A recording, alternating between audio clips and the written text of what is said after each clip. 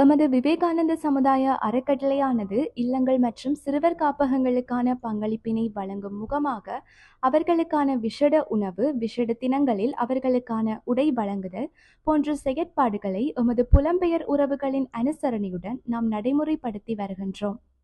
ஆகையால் இவ்வாறான செயற்பாடுகளை முன்னெடுக்க எம்முடன் இணைந்து பயணிக்கும் எமது புலம்பெயர் உறவுகளுக்கு எமது நன்றிகளை தெரிவித்துக் கொள்கின்றோம்.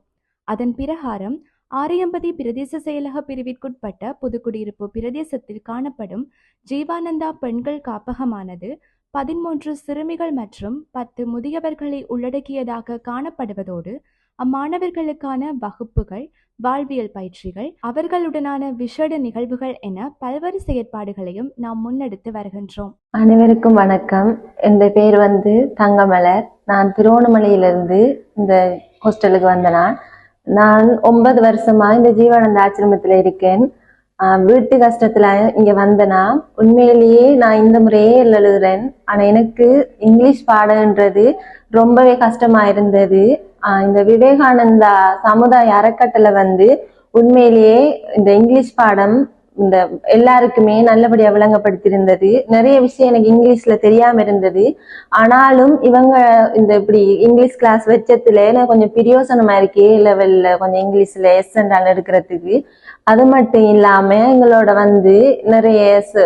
நிறைய பேர் சிரமம் செஞ்சிருக்காங்க. எங்களை சந்தோஷப்படுத்துறதுக்காக நிறைய ஒளிவிழாக்கள்லாம் செஞ்சிருக்காங்க. உண்மையிலேயே நிறைய உதவி செஞ்சிருக்காங்க. A-level முடிய நான் இப்படி இந்த ஹோம்ல இருப்பேன் ஏன்னு சொன்னா இது கேம்பஸ் இது கிடைச்சா படிக்கிறதுக்கு இப்ப எனக்கு வெளியில கிளாஸுக்கு போறதுக்கெல்லாம் எங்க ஆட்கள் தான் கொண்டு காசு தாரது. இத மாதிரி நிறைய புள்ளிகள் வேற தூரத்தோட இடத்துல இருந்து வந்திருக்காங்க. அவங்களுக்கும் அம்மா அப்பா வெளியில கிளாஸுக்கு போறதுக்கு கொண்டு காசு கொடுக்கறது வசதி இல்லாம இருக்காங்க. அவங்களும் வெளியில கிளாஸுக்கு போய் என்ன மாதிரி நல்லா படிச்சு கேம்பஸ் இது போறதுக்கு உங்களால இரண்டு உதவிகளை செய்து தருமாறு கேட்டுக்கொள்கிறேன். என் பேர் உஷாலினி. நான் OL படிக்கிறேன். எங்களோட ஊர் பாவக்கொடிச்சேன்னு. எங்களோட குடும்ப சூழ்நிலையால கஷ்டத்தால தான் நாங்க வந்திருக்கிறோம். 2 தங்கச்சி 2 பேர் இருக்காங்க. ஒரு ஆள் 2 பேர் 6ஆம் ஆண்டு தான். அவங்களையும் என்னையோட கூட்டிட்டு வந்திருக்கிறேன். எங்களுக்கு கிளாஸுக்கு நாங்க போறதில்ல. ஃபீஸ் கட்டுறதுக்கு எங்கள்கிட்ட அவ்வளோ வசதி இல்லை. அதான் என்னைய மாதிரி இங்கே 13 பேர் இருக்காங்க. அவங்களுக்கு அப்படித்தான். எங்களுக்கு படிப்புக்காக உதவி செய்யுமாறு உங்கள்கிட்ட தாழ்மையுடன் கேட்டு.